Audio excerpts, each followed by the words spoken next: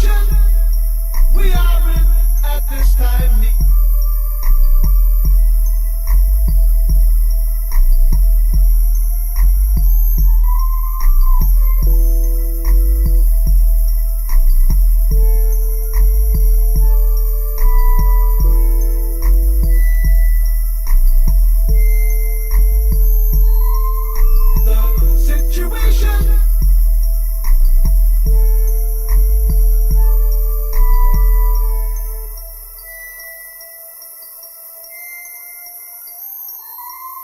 The situation we are in at this time, neither a good one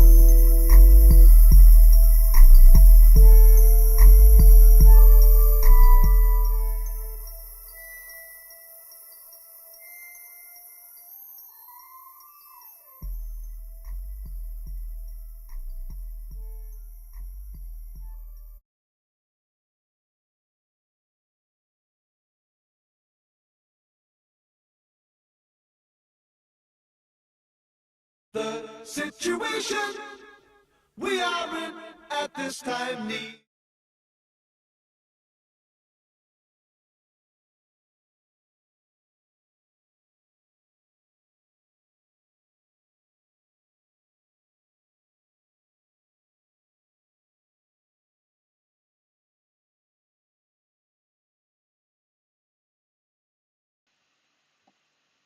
Hello, hello. Hi everyone. Today is Friday and we are working on uh, spreadsheets. Today is a new stream. It's 11 a.m. and I'm happy to see everyone connected today.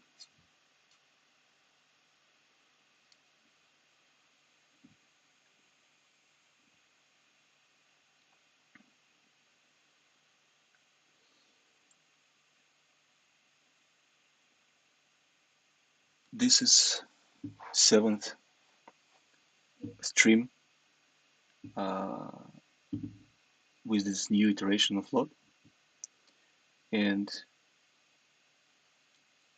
we started. The very first stream was about the why, how, what.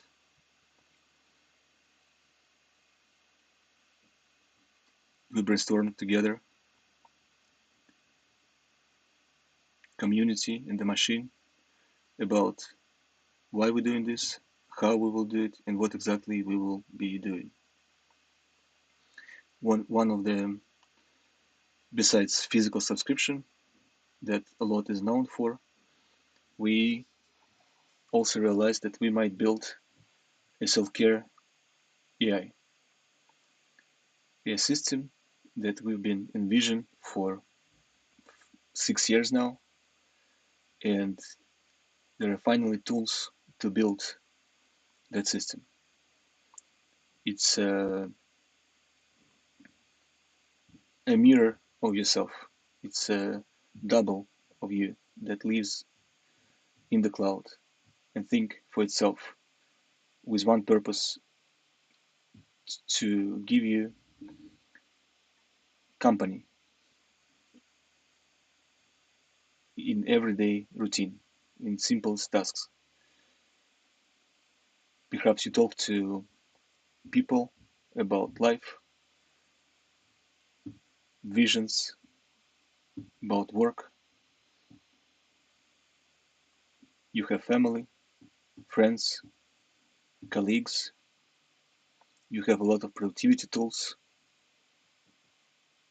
but there are certain things that are very personal and might seem insignificant that can help you to feel better and connect with all those people.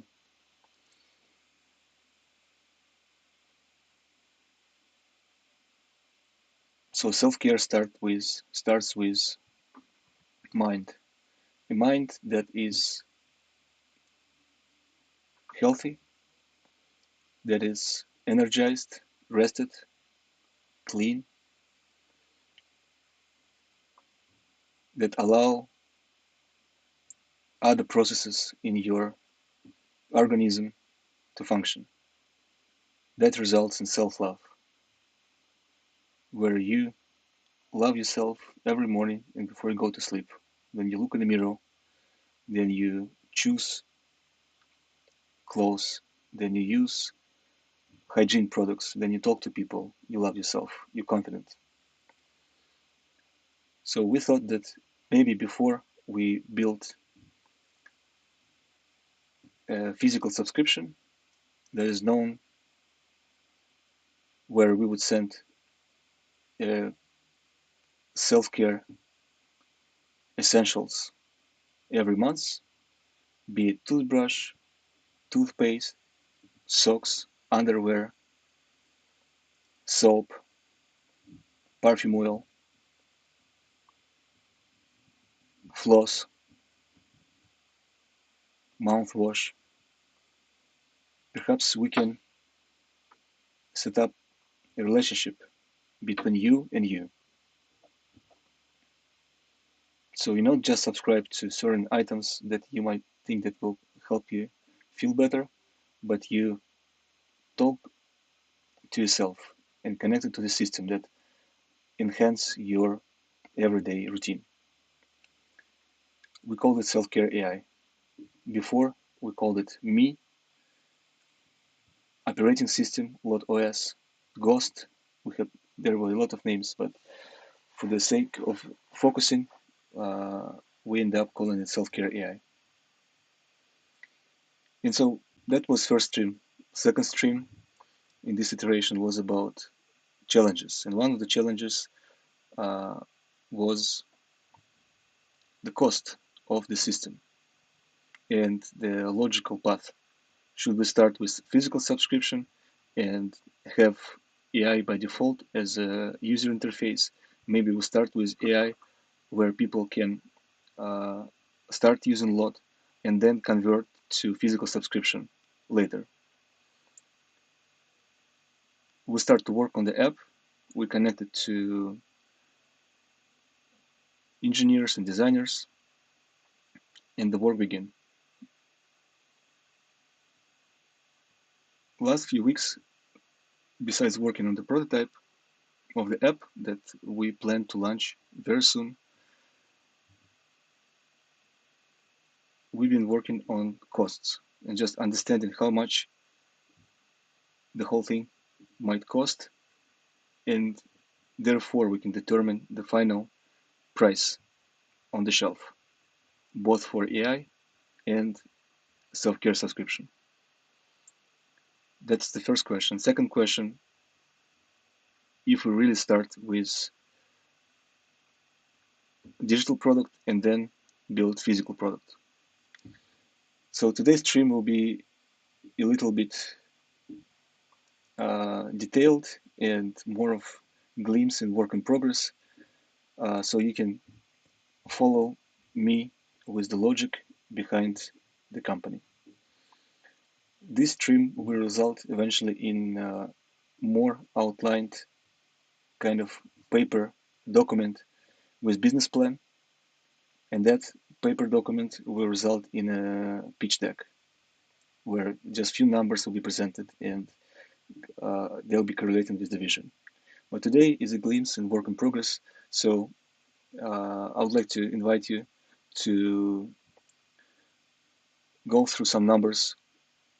I will try to make it more about logic than actual numbers so we can follow together. And if you find any logic flaws or ideas how to improve this logic, let's talk. Let's talk. Uh, Maybe you know someone you can send this video after who will be interested in looking through numbers. So that's the plan for today. Hi everyone. Hi Maxim. Hi Roma. Hi Almark. Fumble. Igor. People are everywhere. Hello from Berlin. Hello from Los Angeles.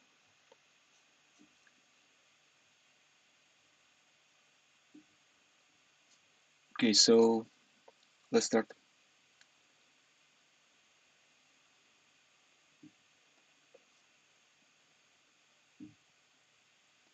There are a lot of numbers, but I will break them from the very beginning. So we start with this first tab. These are cost of goods for products. So I put a few products here: toothbrush, toothpaste, floss, mouthwash, cotton swabs, soap, hand sanitizer, face moisturizer, deodorant, perfume oil, towel, face wash, flask, nail set, toiletry bag, t-shirt, and another item is packaging in general. So we can calculate it too here, because packaging is a big part of our experience. Those products are united not by modules as we envisioned, but they united by mourning for this iteration. The reason is that for modules, we need much more products to have categories like kids or kitchen or cooking, um, sport. productivity, etc. So we need much more products in the inventory. So I focused on morning. So these products associated with morning. So we can, to start, still keep the modular system, and to start the subscription, we might organize it by morning. So that's the module. And things like, well, t-shirt is something you will put after you finish uh, the routine. Toiletry bag is where you store it. Nail set. Flask is where you make coffee or you have water or some custom drink. Face wash, towel, perfume oil, deodorant. Everything is for the morning, first hour, first few hours. The price, for example, toothbrush is $4 per unit. That's based on the experience, maybe 2 times, 3 times more expensive than production before. Before we would manufacture the toothbrush in China, in Shenzhen, Guangzhou. This iteration, we plan to manufacture all items uh, in US. If we can't manufacture them in US, we still might go to manufacture them in Shenzhen, Guangzhou, but we'll be looking for higher quality items. So I put quite high uh, price per unit for each item, very deliberately. Uh, I know that this item, cotton swabs, before would cost $0.5, for example. Floss would be $0.5. Toothbrush would be $1.5, etc. So these are quite expensive products to manufacture. Also considering that the initial volume will be not high. Then the next column is how many units each user will need per year. And this is calculated by previous experience, common sense, and pricing margin. So we go to next tab, which is the cost of the box, and you can see that we have all items here that are spread along 12 boxes. So this is back to conversation about the vision, that there could be two different directions. One is where the box is completely generated by the AI. So for that, it's becoming more and more obvious that for that we need much more users, much more products, and much more input. So it's not make sense at this point to build a system that will uh, spread the products for a user by the machine. It's easier and better and more focused to do it like this by human. Eventually, uh, this spread will depend on users' inputs. So, for example, if person don't want to receive toothbrush, there will be no toothbrushes, but that must affect the price. And I think ultimately, both for the operations and for user, is a challenge, because if I press a button, my price drops. That become addictive. What else can I reduce from my box to drop my price even more? For the system, it's become very hard to predict the inventory and um, products to manufacture and to ship. That's why perhaps it's not going to be selection of products, because that's becoming just like a store.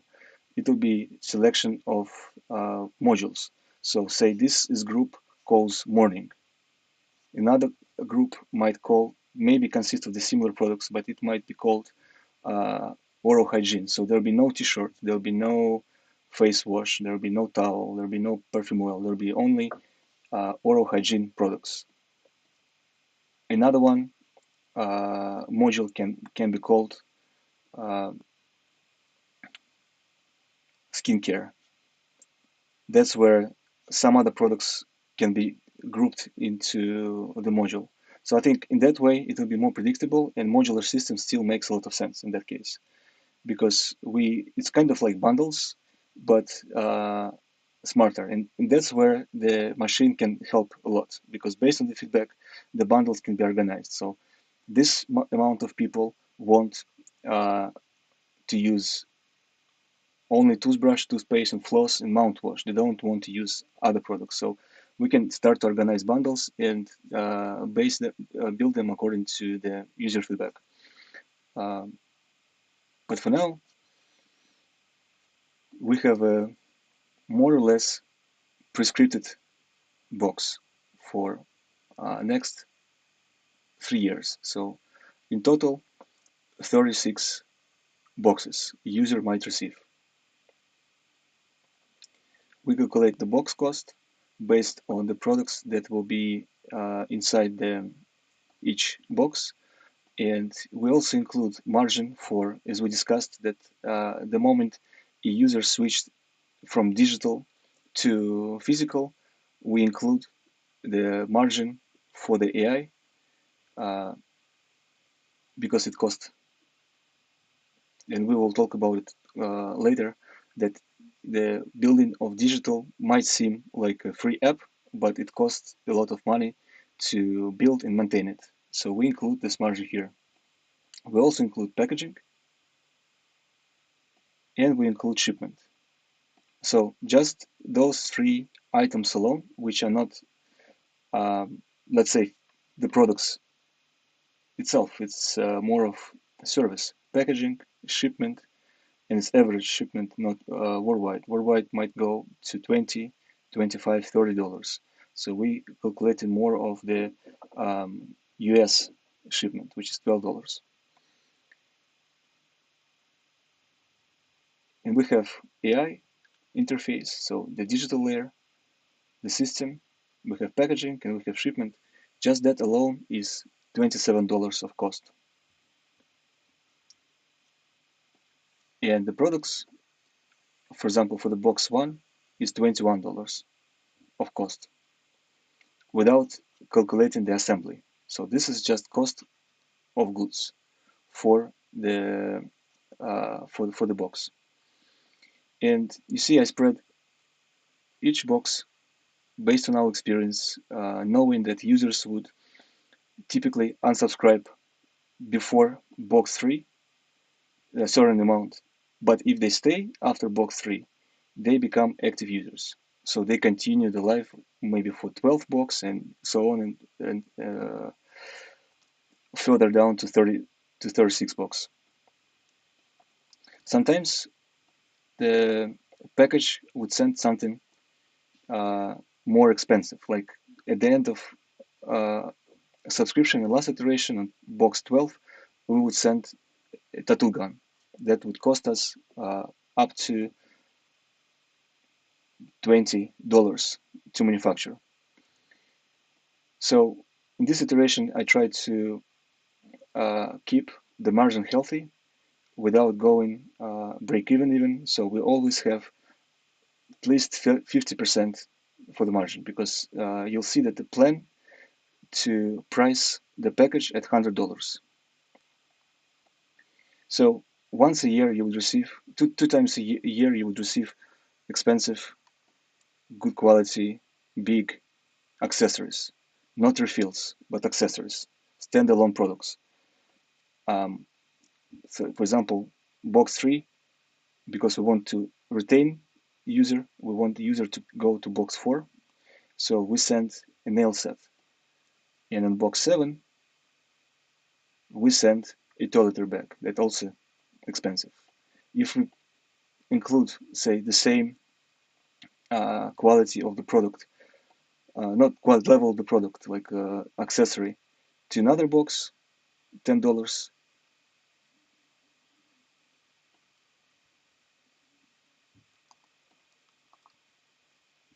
then the price of the box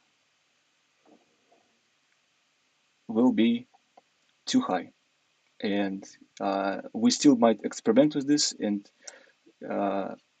as I said in the previous iterations, we would have a lot of products and very small margin for profit. That was not healthy.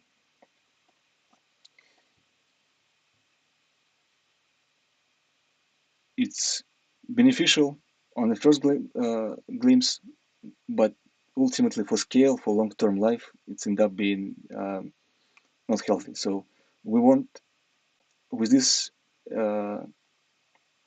presentation, with this exercise, with this planning, we want to determine a healthy margin too, and understand what's the price per box must be, so the margin is healthy and guarantee long-term profitability. Then we have t-shirts, also high quality, not $3 to manufacture, $2 to manufacture, but $7 um, that we send each second month, or yeah, each second month, and so on. So this can go, the planning can go very deep. We can move products within boxes. We can find the best approach. Uh, in the previous iterations, we would move boxes. I mean, move items within boxes based on user feedback. So we know that, for example, there are a lot of people unsubscribe after box 6, for example. Why would that happen? So maybe we should remove one of the products, like additional soap. People receive more products and they actually saying it's enough for me, I don't need more. So maybe we remove a soap and we add something more meaningful to the box 6. And so that's the process that is ongoing and very long term, because if person subscribe this first month, then second month, third month, so only month 6 you can understand what's happening, but also you need maybe 2 iterations, so 2 years to understand exactly how we can fix the box. But we have enough experience already to plan this box. And if I want to add more products, I can add, remove something, like for example. But you see, that's where the modules become more interesting, because if I add more products here, we must make the price much higher, and it's just becoming too much of things to receive. So it makes sense to have modules where people can switch on and switch off certain items, certain modules.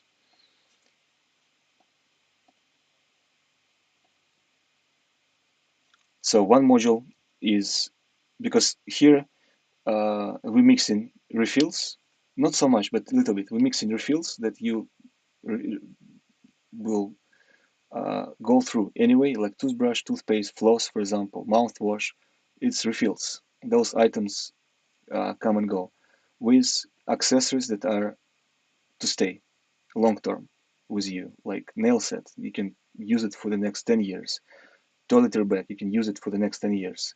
So I feel that uh, ultimately it's best to separate those modules, to have refill module separately from accessories modules and etc.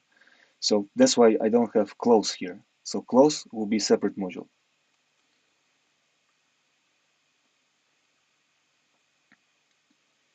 Just a short.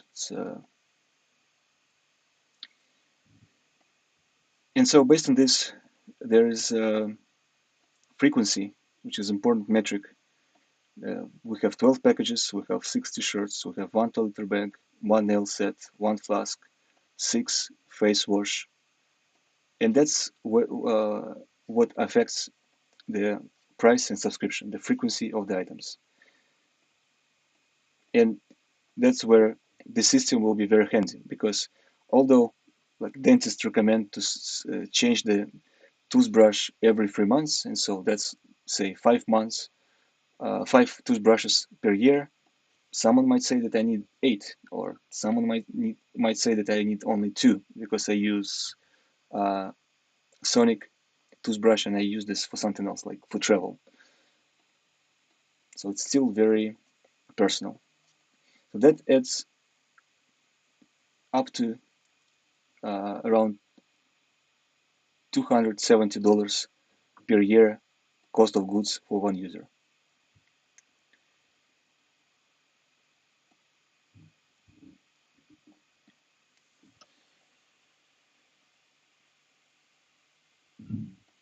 Then we have the next tab, which is manufacturing cost. And the manufacturing cost is calculated in the US.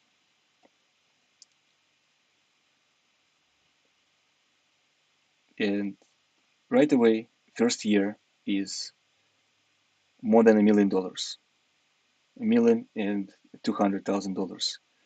We have a warehouse, medium scale, about $15,000 per month. We have equipment every other month that we have to update and buy computers, printers, knives, tables, perhaps a truck, storage systems. And then we have people on the payroll. So we start with operations lead. So we see we're saying that the first 3 months we can do it ourselves as internal team, but then we need a dedicated operation lead that will be only focusing on uh, planning those boxes each month and planning the inventory.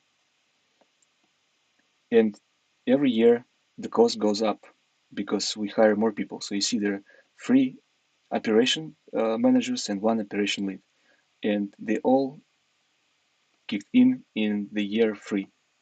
So we have all of them. We have all of them hired.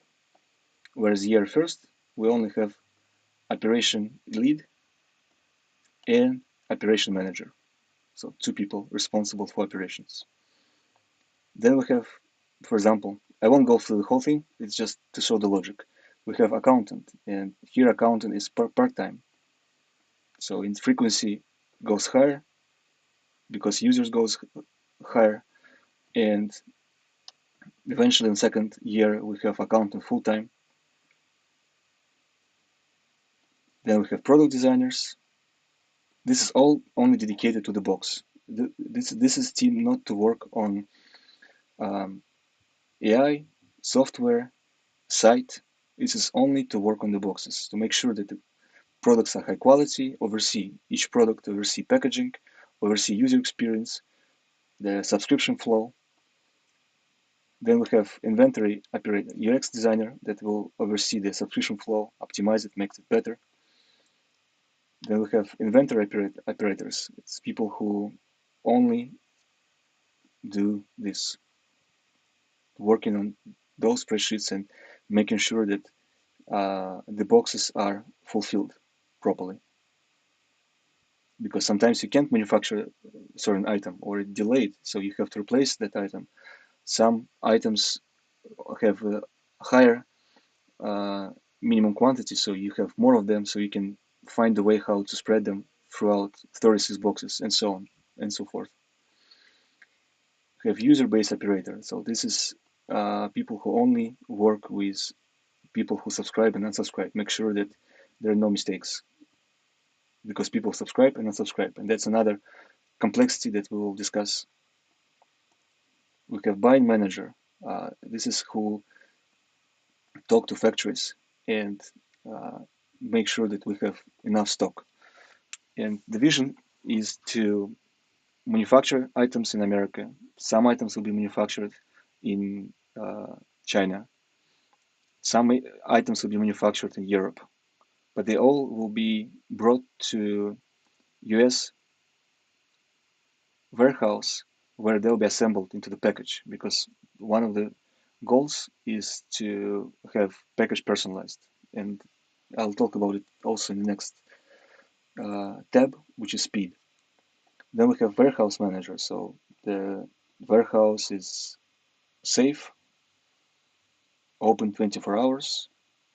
The equipment is safe. Internet is working. There's lunch, and the deliveries are coming to the right door. It's first year we have warehouse manager, just one, but down the road we have more, so we can have stability. So it's not dependent on one person who can might go sick or have a family day. So there's always non-stop operation of the warehouse. Same for customer support. You see, it's increasing, and as first year goes, we have only one customer support.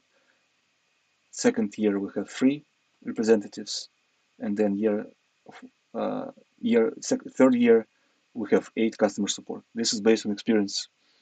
If we add more, uh, the whole thing will be recalculated. So it's easy to plan and understand how many um, stuff we need for a certain amount of users. And here, for example, it's very visible with the packers who this is on top is operational team, service team, but then we have people who will pack the actual packages. And if first year we can do it with two, where we hire second packer in second year, I mean second half of the year, then third year we have up to 12 packers. The price might, I mean, the salary might vary. I try to put a competitive US salary. This is much higher than the salary in other countries. So, uh, but the terms are not like Amazon, I guess, where we, I calculated that one packer can pack one package in 10 minutes. One way, it's slow, but another way, it guarantees quality and personalization. So one package, one box will be packed in 10 minutes. That must uh, guarantee just next level of personalization because probably uh, other operations would require to do it under 3 minutes or 2 minutes, I feel like. And that means that each packer do 6 packages per hour, 42 packages per day, and 210 packages per week, 840 packages per month. That's about 10,000 packages per year. Um, this is with 8-hour workday and with 1 hour break. So it's 7 hours of work. Uh,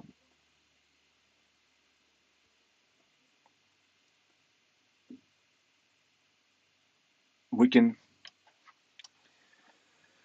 do 6 hours, 6 hours, 7 hours, 7 hours per day of work time. We can make the terms better and say it's only 6 hours per day. And then we might need more packers uh, to pack necessary amount of packages. And I'll show how it calculated.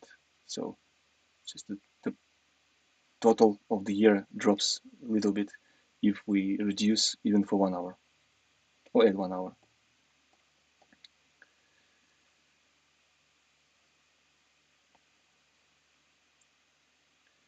Then we have, and I can show just so we stay on this step. Uh, I'll go real quick to the summary and say we're saying that there'll be total box shipped in 2006 is 100. This is planning 100, say 40,000, 140,000 boxes will be totally shipped in 2026. So 140 means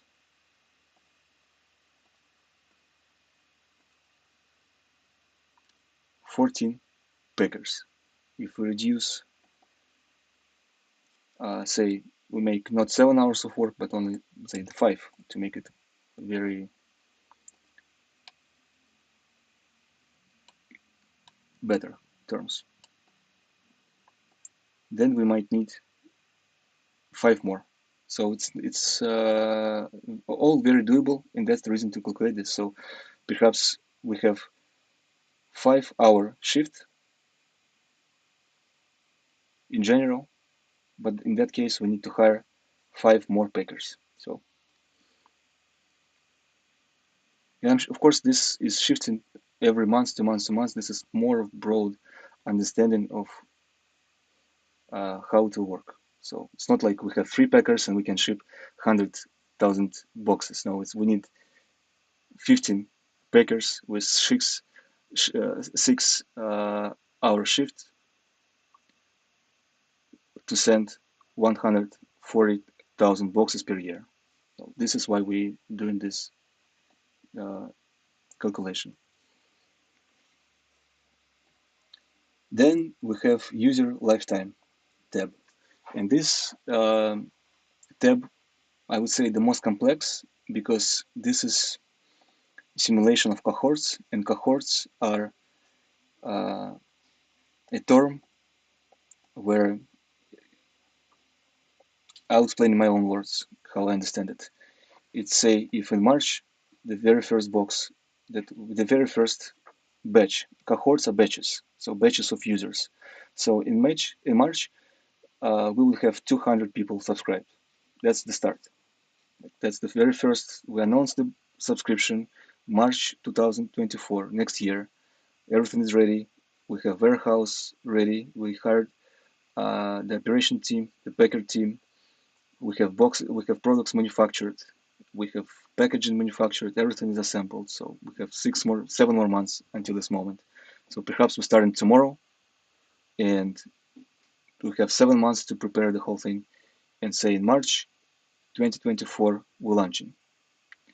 And we're not launching with big marketing or campaigns, and so still we put in a very conservative uh, starting point. Only 200 people will subscribe.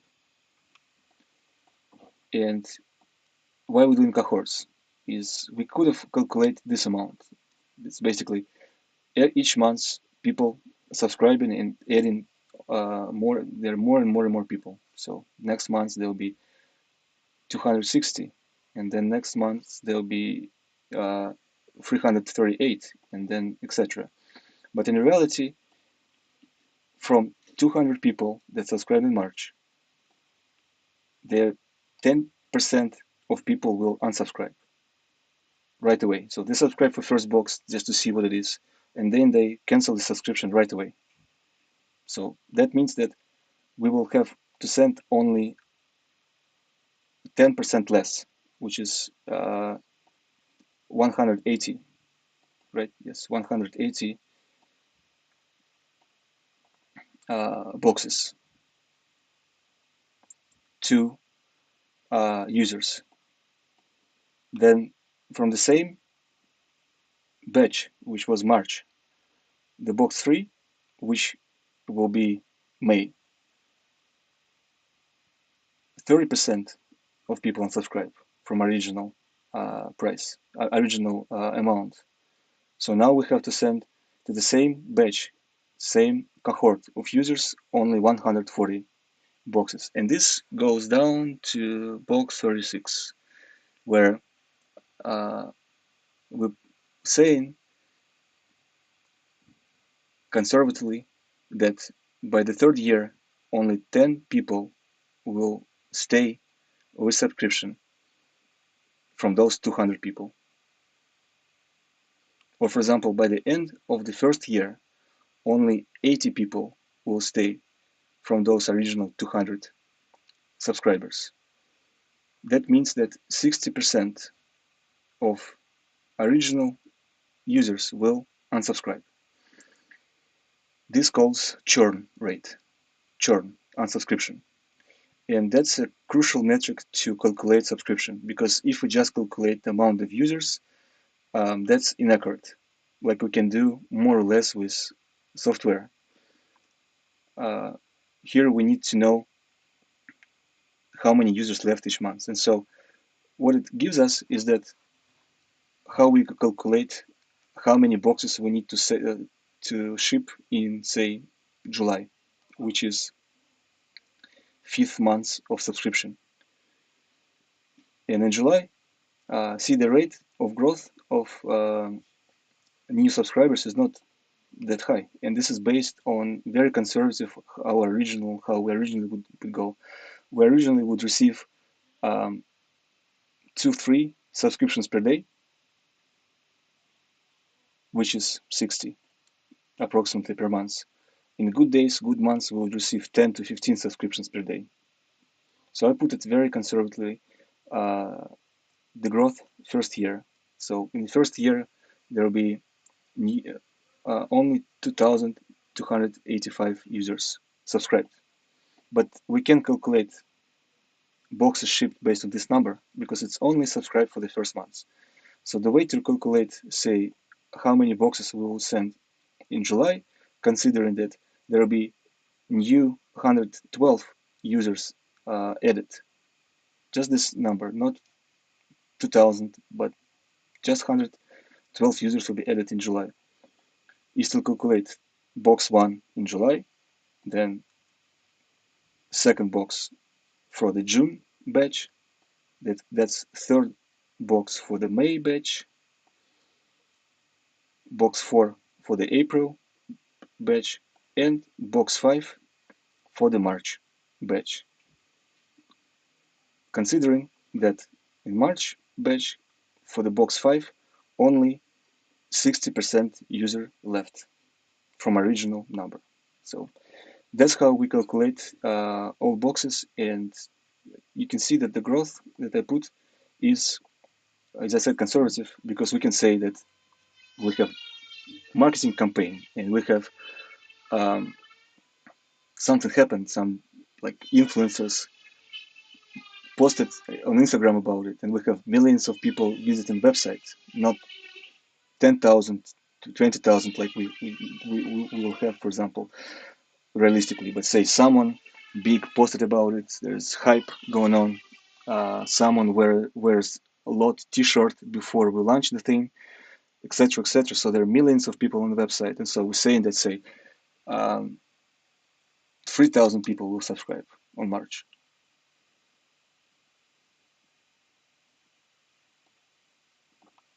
That will calculate, yes, that recalculates the whole thing, and the growth rate stays the same. So it's about 20% of new users add each month. But you see that it's changed the whole thing dramatically, and now we have 34 new users, which is realistic. If say a big star wears with say $100 million, 100 million users followers on Instagram wears low T-shirt, receiving 34,000 subscriptions, it's very realistic number.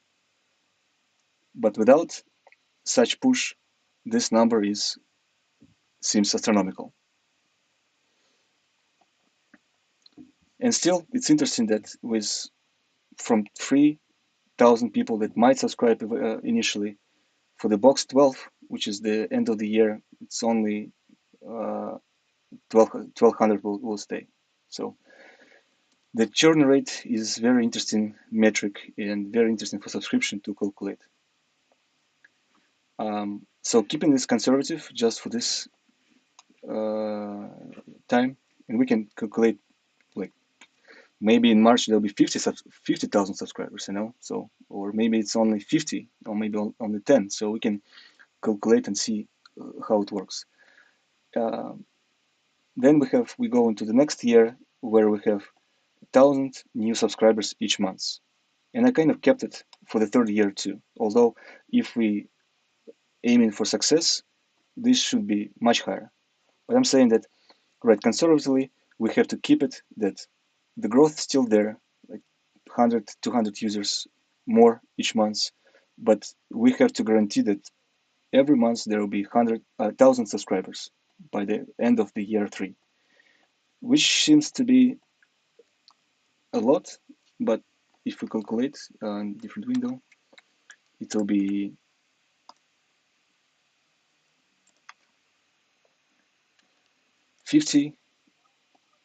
58 subscribers per day, which is a very doable and very realistic metric for the first box. So again, why important to calculate churn rate for subscription, physical subscription, is that if we have 50 subscribers on a box 1, box 2 will drop, and then box 3 will drop more, and box 4 will drop even more. And I'm still having, I guess it correlates the conservative growth. So we're saying that it's quality users, people who know about it, it's word of mouth. It's not someone who came from Instagram. It's not some promotion on Facebook or something. It's people who heard about it and want to subscribe. That's why churn rate is um, good. It's not crazy, because I think that if we have, say, 5,000 people subscribe right away because they saw it somewhere, that means that the churn rate for the box 2 will be 50%, not 10%. So the 50% will unsubscribe right away. And that's the another interesting work to be done. Are we focusing on like a lot of new users, or are we focus on the retention of users and making sure that people stay with us longer, rather than focusing on having a lot of new users each month, but then they are subscribed anyway. And so that's another interesting way to, as far as I know, both models exist. One model where just there's a big push for new users, like 50,000, 100,000 per month, then more than half unsubscribe, and then someone will stay anyway, but you're not really focusing on long-term users. So in that my sense, that my understanding, that's more like a store. So you sell it as a subscription, but actually you just sell first box or box 2. You can probably know a lot of, when you use a lot of subscription that exist like this. I think we have to focus on long term, where we're not really interested in box 1 or box 2. We're interested on active users who stays after box 3 with us. So that's our focus for lot. So based on this churn rate and cohort table, we calculate cost of goods, not just for active use, not just for users that subscribe, but for each month, considering how many uh, users left for each box in every month. And that gives us this chart of global economics. Um, what's interesting here is this is boxes to ship. So this is more, it's very interesting to me that there will be new subscriptions in the year 2,285, so 2,300. But the boxes to ship is close to 8,000, because those users are staying. So it's not, and active users is, see, the numbers are kind of not correlate, which is very interesting to see. Where active users are users who stayed, as you can see here, only on the after fourth box and further. So we don't calculate users on the first 3 boxes. For the sake of calculating what we need to calculate, we focus not on active users, because that's, I feel like, super long-term metric.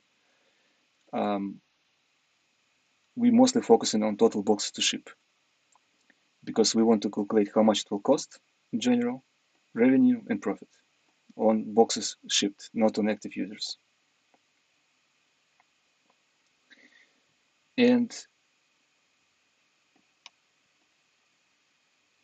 according to this plan, according to this conservative growth, we have to ship 7,600 boxes in 2004. And the average margin is all right. It's, with considering $100 per box per month, it's $50. So it's kind of half of the price, which is okay. Then we calculate in revenue for each month, and then we calculate in revenue for the whole year. And then it's interesting that in one way you think that if the revenue is there and the cost of goods is almost 3 times less, then we should have profit. But then the assembly kicks in, and I think this is where we didn't really include this price in the last time. And to me, the assembly cost, the cost of the team, almost equals to cost of the user, because you can see that then we have only 200 boxes to ship, and we have warehouse set up, and we have people hired, and there's stock and operations going. That we even with stock ready, uh, we still, I mean, we're losing a lot of money because each box costs $355 to assemble. And of course, you go down to more users, say that then in February 2026, the third year, we have to ship almost 15,000 boxes in 1 month. The cost of assembly is $25, although the assembly is very expensive and we have a lot of people hired. It's 12 packers, 8 customer support people, 3 warehouse managers, 4 inventory operators, 2 UX designers, etc. So, and warehouse is expensive too, $50,000. So it's big warehouse. And considering all that, I feel like the cost can go down with the assembly in the more the higher the operation. But even with high cost of assembly, somewhere in California, with competitive salaries for each staff member, uh, with uh, not that big, not big of users, we have $25 per box assembly. And to me, I feel this is the most important metric to focus on because this is still very expensive. And uh, it gives us, so we have margin before assembly $55, after assembly it's only $30, which is all right, but it's like almost break even in minimum, and you'll see further. So ideally, we want to scale the operation where the balance between headcount, warehouses is and the ratio to users boxes to ship per month would cost us $5 per user. So if I would go, and it's will be here if I go for another 3-4 years of this progression calculation, then the cost will be less. So it's there, but the biggest point is that first year the cost for the box is very high, and that's normal too. But see, we almost a million minus, so that's even with very conservative, which investors like, a very realistic plan of growth, we are uh, minus million.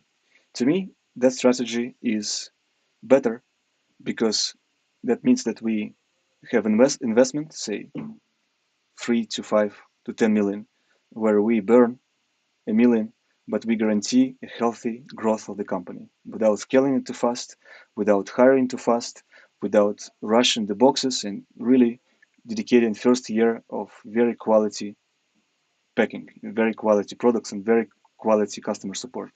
If I change the um, as we plan growth here, say someone walked in a lot t-shirt with 50 million followers, and I put here say 5,000 users, and we have very high subscription rate, and I would put churn rate 40%, and then 50%, then so on. So a lot of people unsubscribe first months.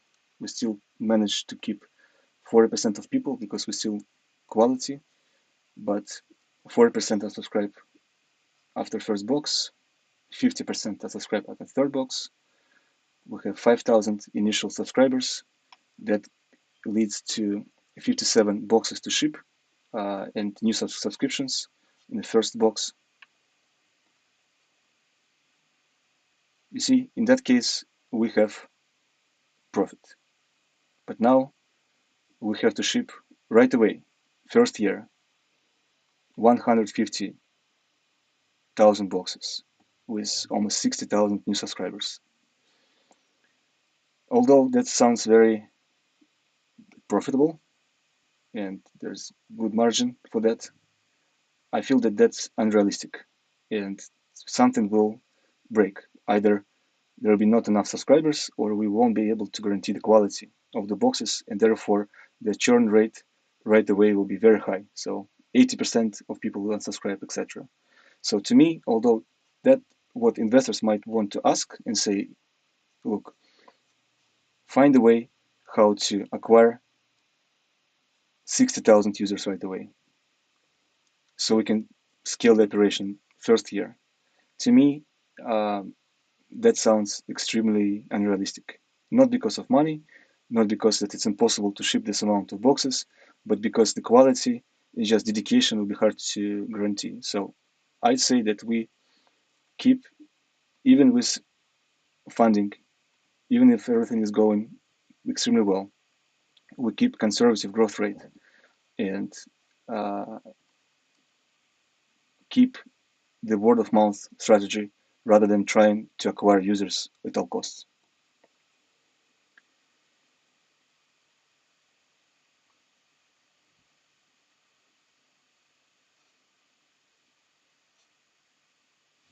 Then this leads us to summary. I'll try to go quick. There are a few things. There's also AI team calculation, first year, second year, third year. Also quality team, not big, everyone paid competitively.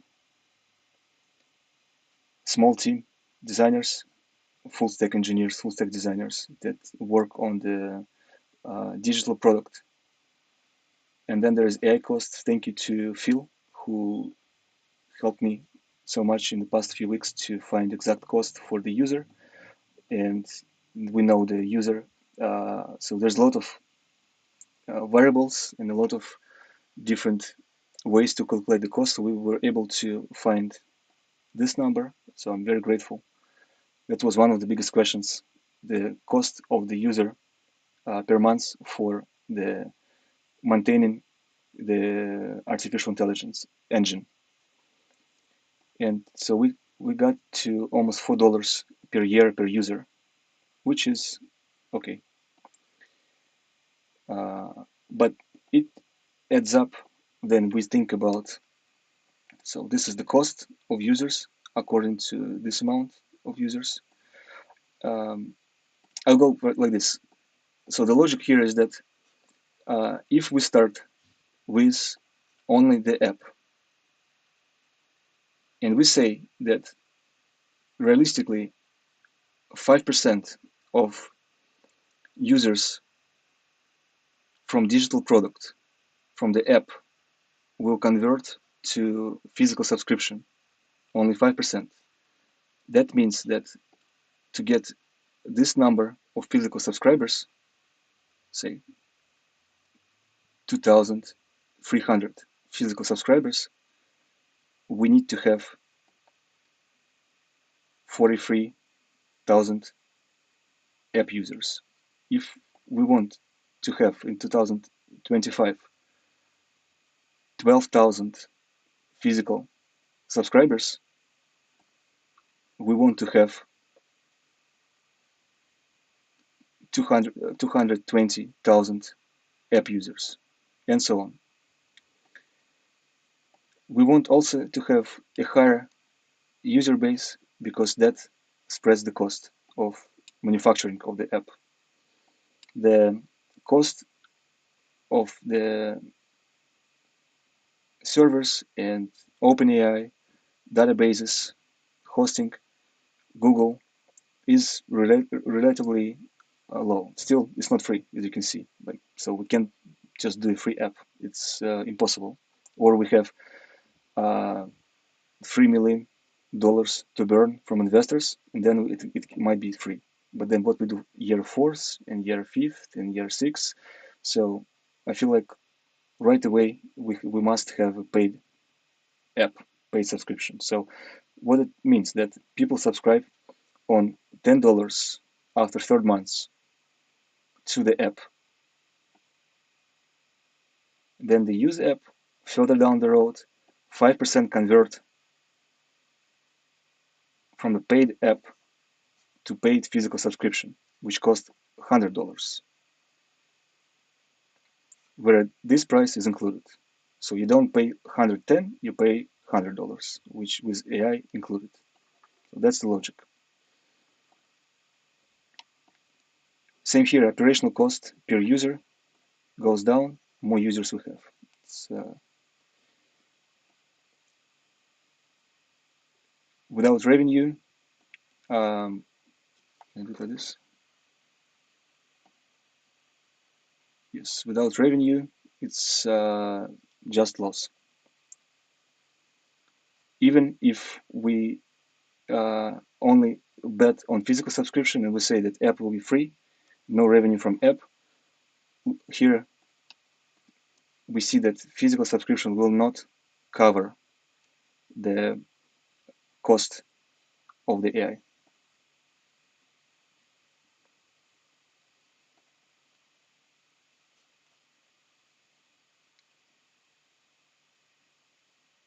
Alone, just all these users.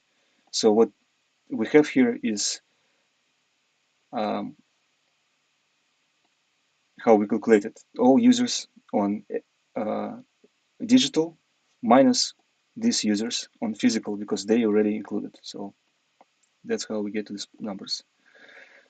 And after all these calculations, starting from, see, we have amount of packers per year needed to pack this. We have boxes and ship per day. So also to understand kind of reality check, is it possible to ship 530 boxes per day? Yes, it's possible. We need 13 packers, and for that we need 53 subscriptions per day. So it's very realistic metric. If we have 50, 100 people on payroll and big warehouse and stock with tens of thousands of units. And so this calculation, I'm assuming, is very precise. And what we have is some revenue that comes from both streams, physical subscription with this amount of users and digital subscription with this amount of users, which is a lot, 400,000 users in 3 years.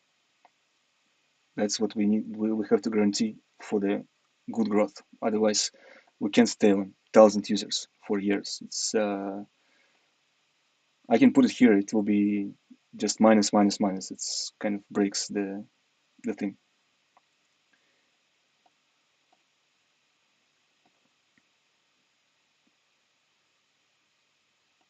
And so, after all calculations, we see that with revenue, its total cost, both app and the subscription, we still down million first year, which I feel absolutely normal. So I think this is a very realistic number.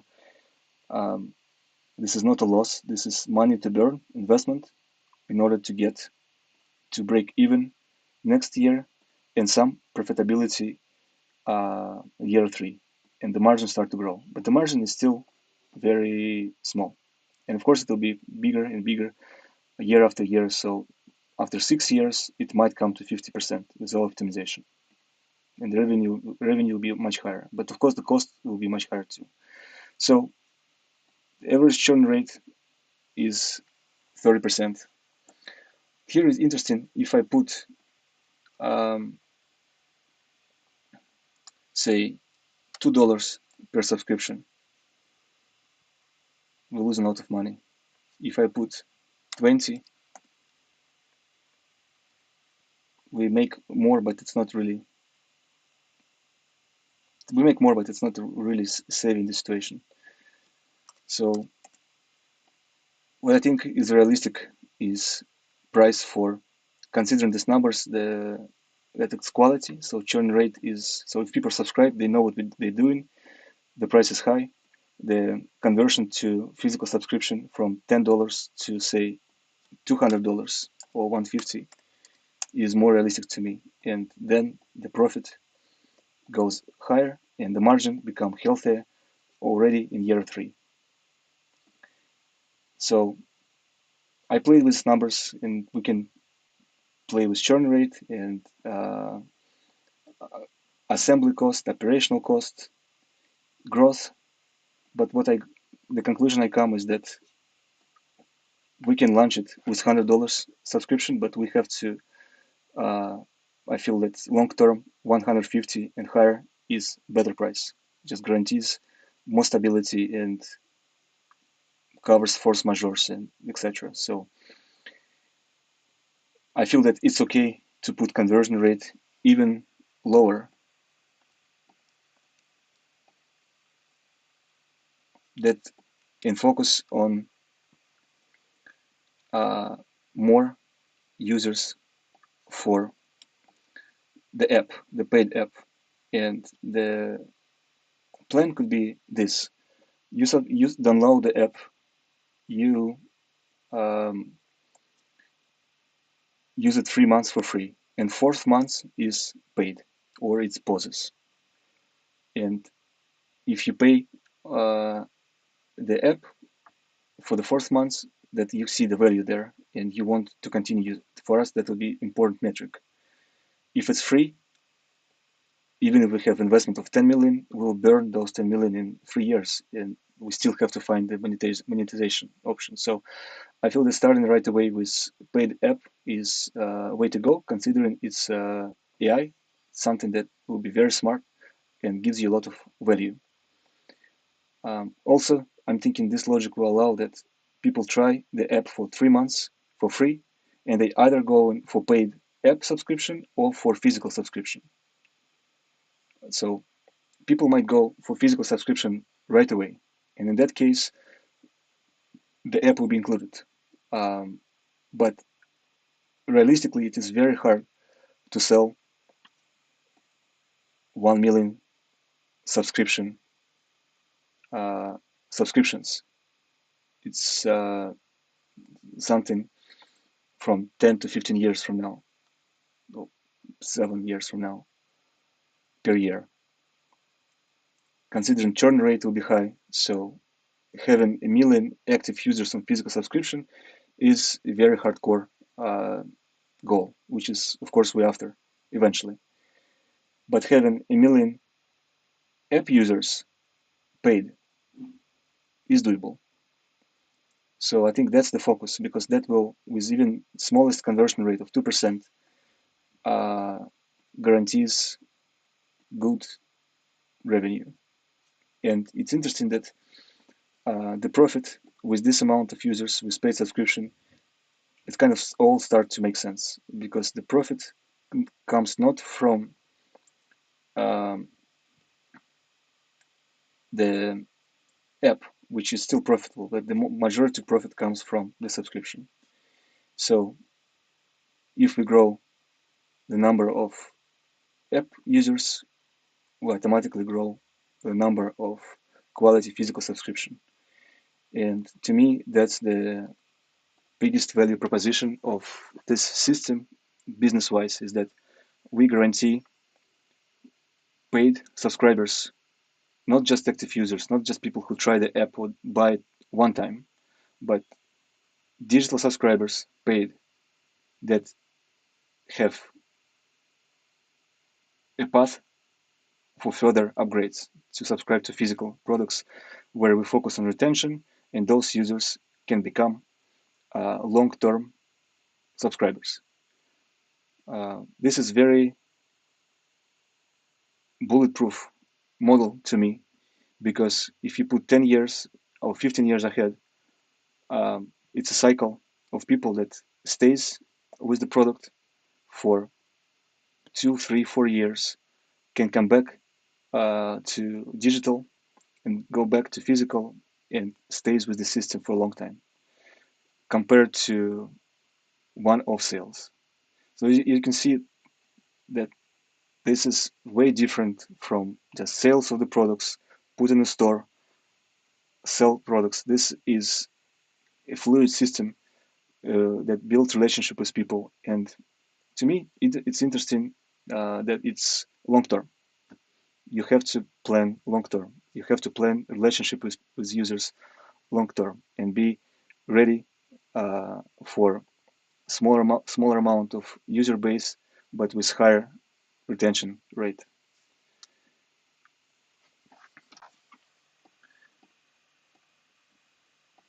So that's the overview. Um, Still the question. I think the question of price per user per month for AI is determined. It must be $10, not higher, not less. It feels very realistic. But price per month for subscription initial for the first module depends on investment, depends on, I guess, how brave we are, can be 100.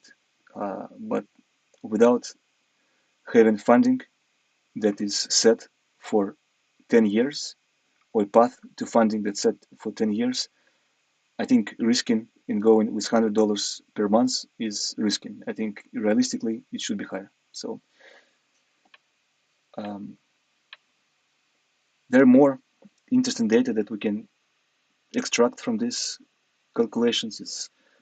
We can optimize churn rate and find a way how to make subscriptions more addictive or more useful with more refills that people need, and so churn rate go lower. We can find a way. We say, okay, we're not going to manufacture this in US, and we going to manufacture it somewhere else, Europe, Asia. Well, the price goes 2 times less, divides by 2. Then we say that maybe those products are too expensive, and so we go in for uh, lower quality products, and etc. etc. So there's a lot of optimization, but I feel like this is a good quality, healthy business plan that not only for profit right away or some spike of growth right away, but something that will grow for the next 10 to 15 years, getting to margin of 60, 70, even 100% eventually.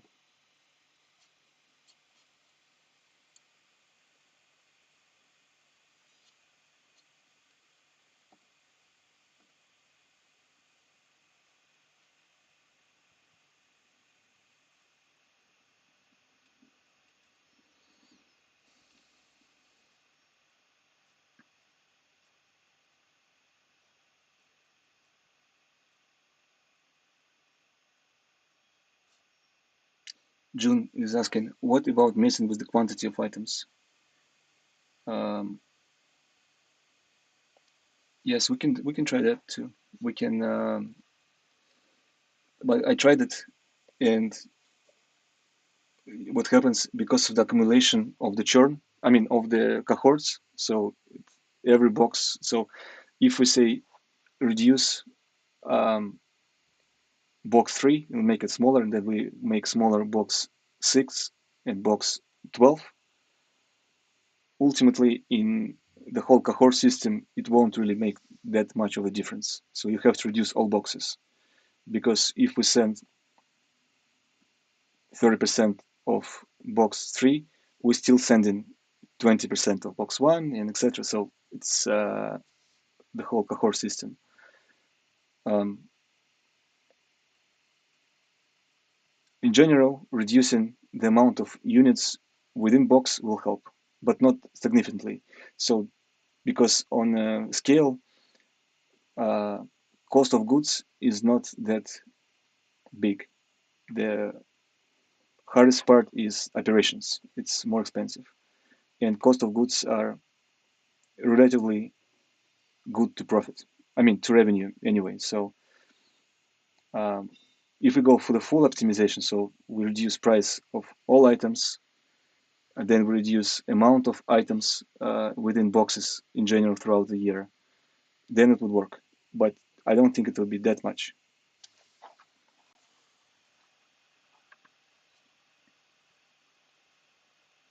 And I think long term, focusing on that is you start to compete with prices. And I think what we're trying to build is more like Apple. We don't want to compete with prices. We just want to make the best as much as we can. So to me, once we reduce, say, 30% after optimization, even in this exercise, then there will be someone who can reduce it for 50% because of the scale and approximation to uh, the factories and access to factories and etc.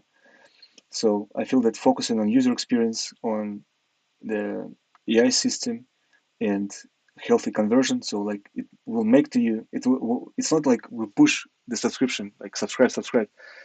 You're using the app, and at some point, it makes total sense to you to start subscribing for the morning module because it's become seamless experience. Like you would use iCloud on iPhone versus using Dropbox on iPhone. So the goal, and you're still paying for iCloud is a separate thing, just like you buy an iPhone and then you're paying for iCloud. So to me, it's the same thing, but we just started with iCloud.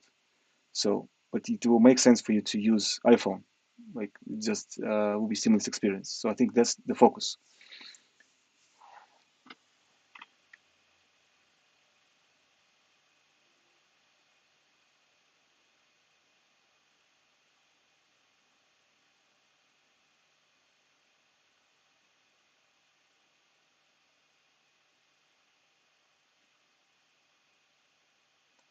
Almark saying, I think items like hand sanitizer, soap, and perfume are priced too low for American manufacturing at low quality.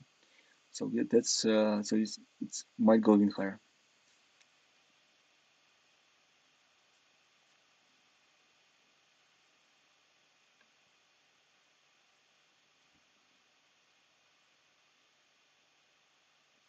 I wonder how you address the thresholds where basic good supply becomes redundant or unsustainable.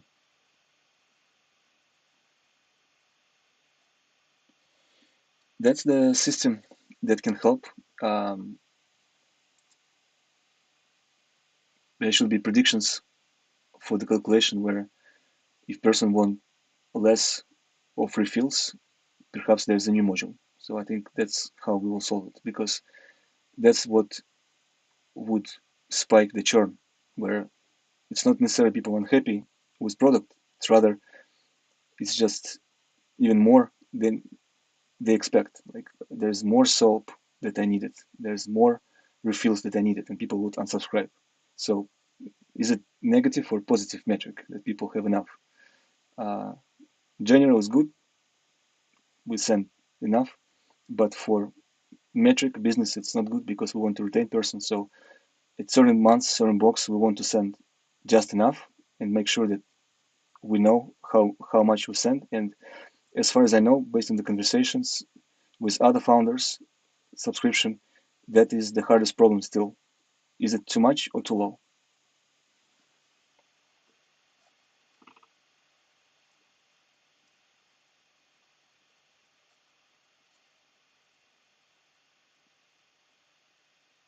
Do you plan to use a referral system to reduce the cost of acquiring new clients?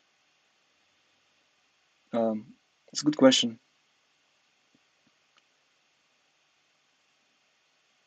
I feel that we have to focus on digital growth, and the experience within app will lead to physical subscription. So I think that's where AI will help, and user experience will help. User experience design will help. That it just naturally makes sense to you to slowly switch from your basic items to our basic items, keeping the self-care routine.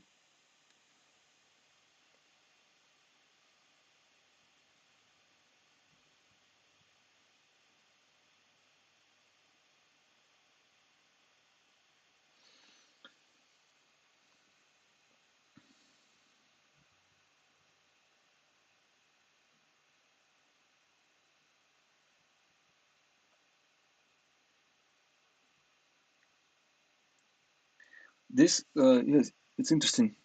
I read in the comments. See, that's big point is we launched first iteration of lot on our own money in a small room, a few people, not getting paid, buying this cheapest possible items, assembling them ourselves.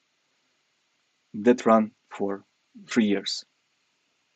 That's not sustainable. So this calculation is for sustainable operation. People paid well, the salary is competitive, people have option to leave the company without company being affected. The operation is healthy, margins are healthy. So that's a challenge. And it might push us to, like, we might be able to launch it with those terms, subscription in 3 years. But I think that's the more realistic than finding a way how to put it as cheap as possible to get to 200 users. Um, because we will face exact same problems once we will be at 1,000 users. So to me, building a proper operation, starting slow, starting small, starting with small warehouse, but building proper operation this time is the key to success.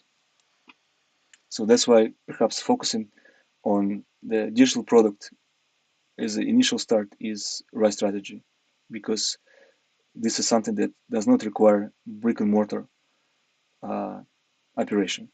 That does not require stock.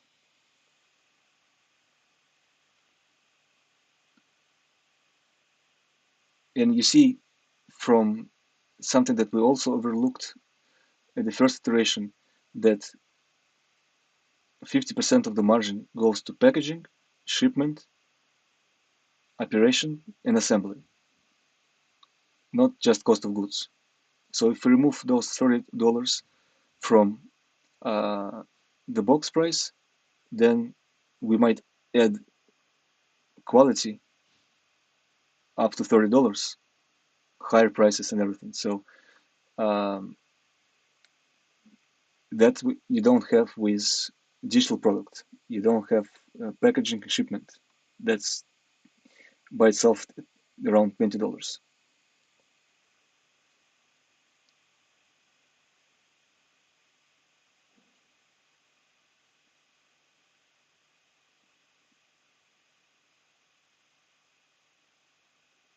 Almark, a trial like that is a good idea. You need time to see that the benefit of your of AI in your self-care routine. Yes, good point. I feel that that's the strategy. So you see the time frame goes. I download the app.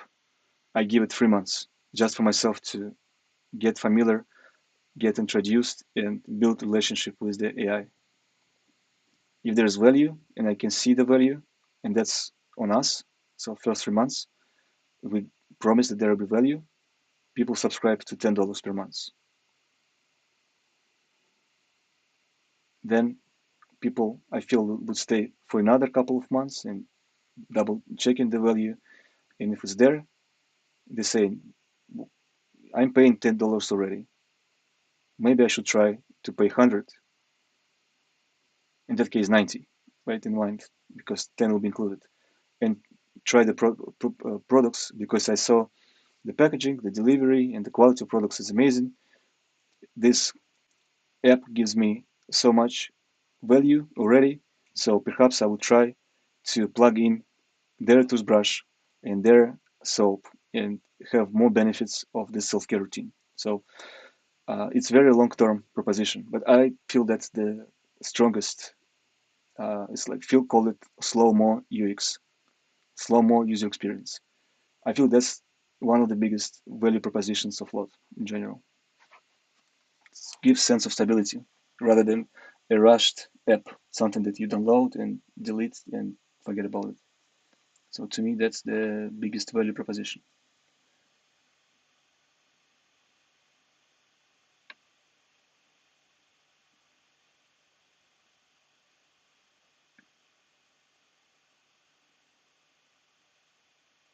Almark, maybe you allow any of these products to be sold a la carte with a much higher margin. New users can test quality and the brand. Yes, I absolutely agree. That's maybe where it starts. So there's a t-shirt and some hygiene products, accessories that people can buy, start to promote the brand, or just enjoy the products, not promote them, just enjoy the products, enjoy the hygiene products. And once we accumulate certain user base, fan base, it will make sense for people to have refills on subscription. And so that's when subscription will kick in naturally.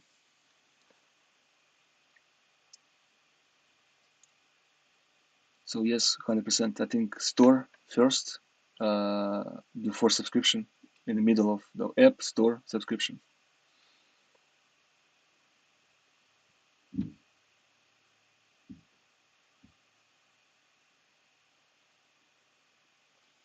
Yes, maybe Orange. Yes, maybe there will be monthly and yearly prices. I like the idea of how ChatGPT did it and Dropbox that you have free option and it's limited, and then you have paid option. So I think we might want to do the same, where there's full option with certain features and benefits um, that you might want to use after 3 months, and before that it's free and it's enough already to test the value. And even thinking about ChatGPT, 3 months ago, I'm not sure if I would pay, but 3 months from now, I probably will pay. So it's a long-term proposition.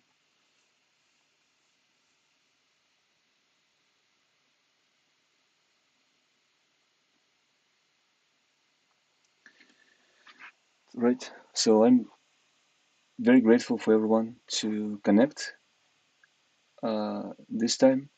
If you know, if you have any ideas for uh, different price points per products, or maybe strategy on how we can move further, or you have someone you can send us and they can check, maybe a friend, strategist, or business person, someone for subscription, investor, banker, please do. It will be interesting to hear feedback and what people think about this strategy. This table will be updated. We might go back to it in a month or a few months. Next step for me, for us, will be to put these numbers with this logic on the paper, just one page business plan. And that one page business plan, hopefully, it will be next week. And after that, we can use that one page business plan with these numbers to start working on the deck. And deck will be with conversations about rituals and culture, but also backed by numbers and prices per month and strategy of user acquisition.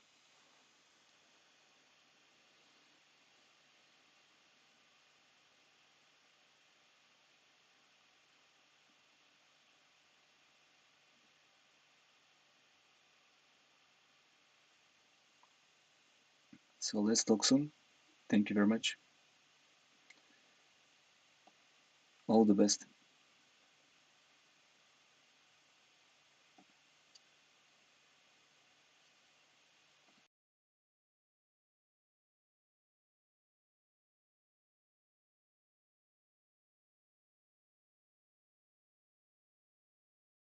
The situation we are in at this time, neither a good one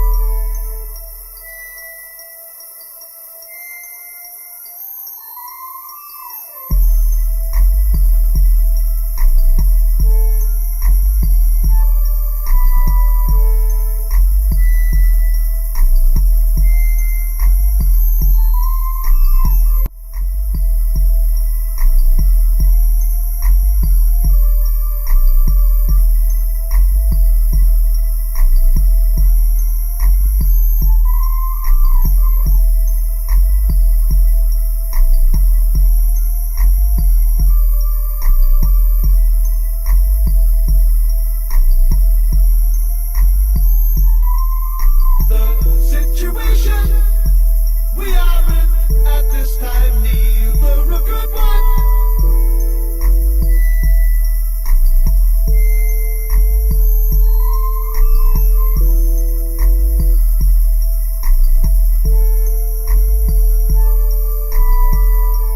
The situation we are in at this time, neither a good one.